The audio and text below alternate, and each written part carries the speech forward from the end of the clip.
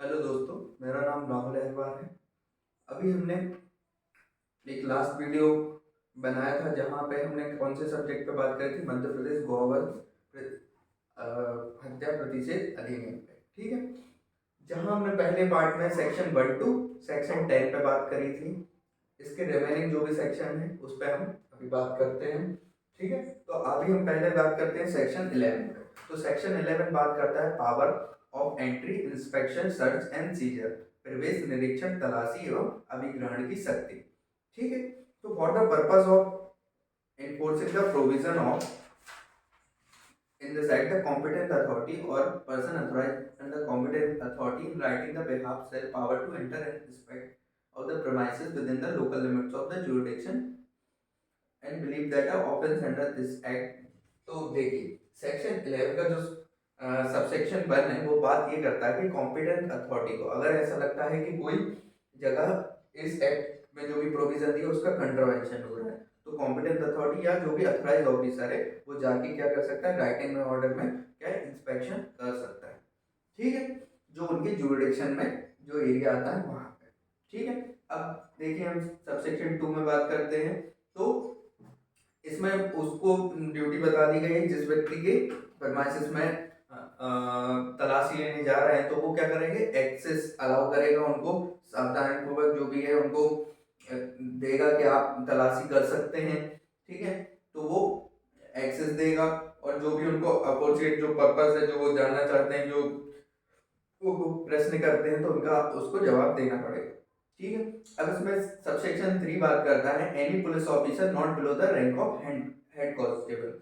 ठीक है, तो हेड कांस्टेबल से नीचे का भी कोई व्यक्ति नहीं, या जो व्यक्ति अथॉराइज किया गया हो कॉम्पिटेंट अथॉरिटी द्वारा, तो वो क्या कर सकते हैं, इंस्पेक्शन कर सकते हैं। जो सेक्शन 4, 5, 6 ए 6 बी में अगर उसको कोई प्रोविजन का ऐसा लगता है कि वॉलेशन हो रहा है तो हेड कांस्टेबल से नीचे की रैंक का नहीं होगा, या फिर कोई कॉम्पिटेंट अथॉरिटी ने कोई व्यक्ति को अपॉइंट किया है। ठीक है, तो ये बात हमें ध्यान रखनी है कि हेड कांस्टेबल से नीचे का व्यक्ति नहीं होगा।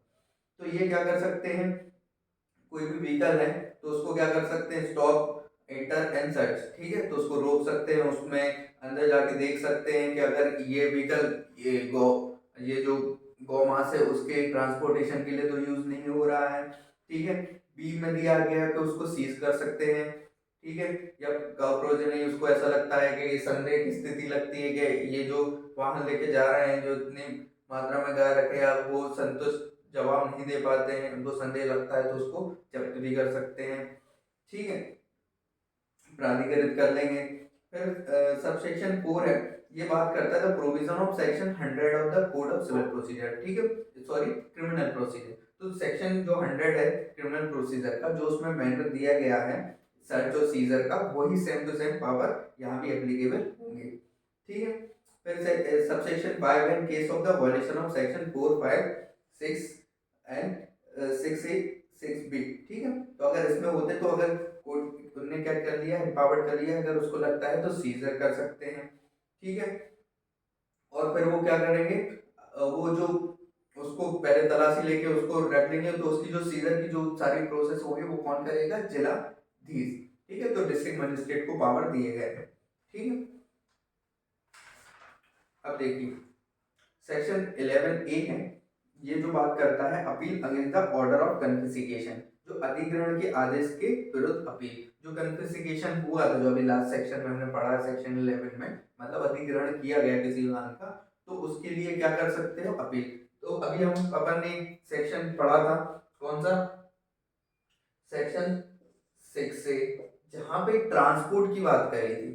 ठीक है, कि आपको मान लीजिए कोई गौवंश है जिनका ट्रांसपोर्ट करना है, तो आपके लिए क्या परमिशन लेनी पड़ेगी कॉम्पिटेंट अथॉरिटी की। अगर वो कॉम्पिटेंट अथॉरिटी के ऑर्डर से आप सेटिस्फाई नहीं है तो आप किनको कर सकते थे, डिस्ट्रिक्ट कमिश्नर को कर सकते थे। ठीक है, सेम इट इज यहाँ भी आपको देखने के लिए मिलेगा, अगर कोई व्यक्ति और जो ऑर्डर पास हुआ था सेक्शन 11 के सबसेक्शन 5 में, तो उसके विद इन 30 डेज में, उसके 30 दिन के भीतर, यहाँ भी सेम बात ही थी, 30 दिन के भीतर वो क्या कर रहा था, वो एप्लीकेशन फाइल कर रहा था कि हाँ संभायुक्त के यहाँ। तो यहाँ भी सेम है कि आप संभायुक्त के यहाँ 30 दिन के भीतर अगर जो कन्फिस्केशन जो अधिग्रहण का आदेश पारित हुआ है तो उसके 30 दिन के भीतर आप क्या कर सकते हैं, अपील पेश कर सकते हैं समायुक्त के समक्ष।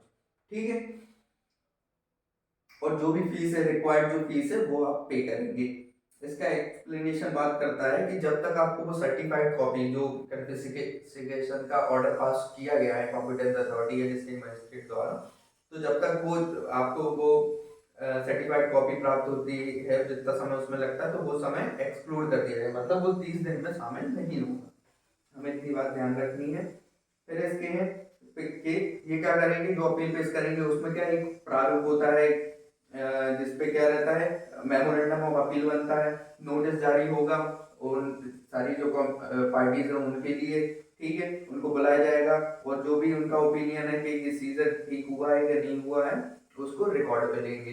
ठीक है, जो भी अपील अथॉरिटी होगी समायुक्त की जो अपील जब चलेगी प्रोसीजर, तो उसमें क्या है वो रिकॉर्ड पे मंगाएंगे सारे दस्तावेज।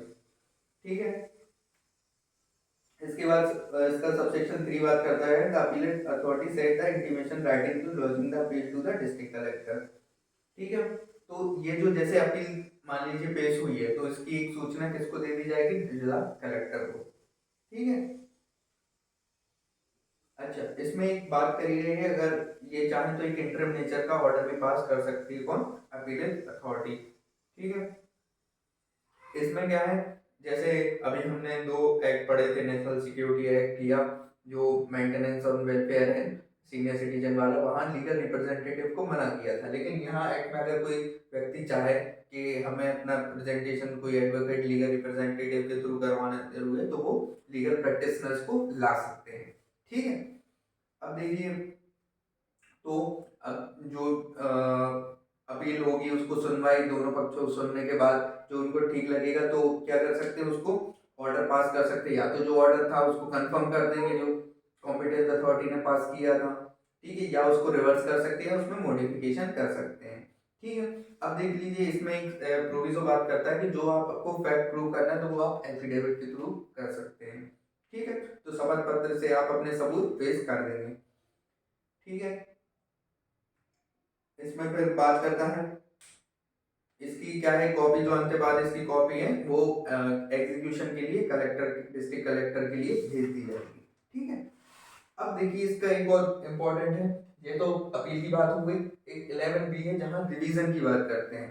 ठीक है, मान लीजिए जो अपीलेट अथॉरिटी ने जो ऑर्डर पास किया है उसकी क्या होगा, रिवीजन होगा, तो जो 11B में दिया है, revision before the court of session against the order of appellate authority, तो जो अपील प्राधिकारी का जो आदेश है वो कहाँ होगा, सेशन कोर्ट में होगा, within 30 days from the date of order of appeal. ठीक है, तो 30 दिन के भीतर जो अपीलेट अथॉरिटी ने जो भी ऑर्डर पास किया है उसके 30 दिन के भीतर क्या करोगे आप, रिवीजन फाइल कर सकते हो, कहाँ, सेशन न्यायालय जो डिस्ट्रिक्ट का होगा जहां जुडिक्शन होगा वहां पे। ठीक है,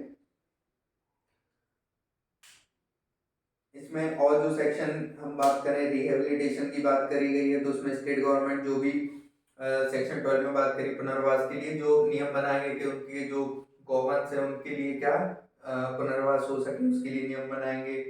ठीक है, अगर मान लीजिए जो, जैसे मान लीजिए जो अधिनियम के अधीन में जो काम कर रहे थे और उससे क्या हो गया, ये सीज हुई है वो गाय जो गौवंश है, जो उनका सीज हुए जब्त हुए, तो उनका क्या है भरण पोषण जो है उसके लिए भी नियम स्टेट गवर्नमेंट बनाएगी। ठीक है, इसका सेक्शन 13 बात करता है prosecution of the action taken in good faith, अगर कॉम्पिटेंट अथॉरिटी या कोई ऑफिसर है जो इस एक्ट के थ्रू अपॉइंट हमने कोई काम किया तो उनके अगेंस्ट में कोई भी लीगल एक्शन नहीं लाया जाएगा। ठीक है, अच्छा, इसमें एक और इम्पोर्टेंट सेक्शन है 13B।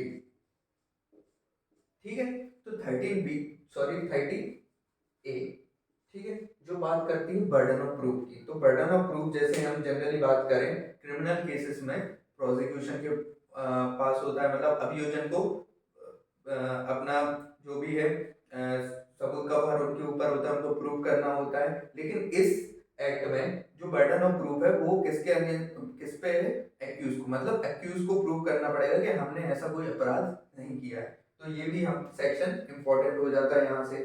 ठीक है, जो भी प्राइमा फेसी एविडेंस है जो उसके अगेंस्ट में लाया गया तो उसको बताना पड़ेगा कि हमने ये इस एक्ट के मतलब कोई भी कंट्रावेंशन में कोई काम नहीं किया है, ठीक है। इसके बाद इसमें सेक्शन 15 हम बोल सकते हैं अगर इम्पोर्टेंट में, तो act to have the overriding effect. मान लीजिए ऐसे कोई अदर लॉ है इससे संबंधित, तो उस पर ये ओवरराइडिंग इफेक्ट करेगा, तो उस पर ये प्रभावी होगा, ठीक है। फिर सेक्शन 16 है पावर टू रिमूव डिफिकल्टीज। तो जो भी इस एक्ट के थ्रू जो भी एग्जीक्यूशन में डिफिकल्टीज आ रहे हैं, तो उनके लिए जो भी नियम बना के उसको दूर करेगा, कौन करेगा? स्टेट गवर्नमेंट करेगा। फिर सेक्शन 17 है पावर टू मेक रूल्स। तो स्टेट गवर्नमेंट के लिए बस, अगर हम देखा जाए तो एग्जाम पर्पज से यही इतने सेक्शन इंपॉर्टेंट है, और यहाँ पे सेक्शन 18 तक ये एक्ट समाप्त होता है। आई होप के आपको ये सारे सेक्शन जो इम्पोर्टेंट जो डिस्कस कर रहे हैं वो समझ में आए होंगे। इसके बाद हम आगे एक न्यू सब्जेक्ट पर चर्चा करेंगे। Thank you.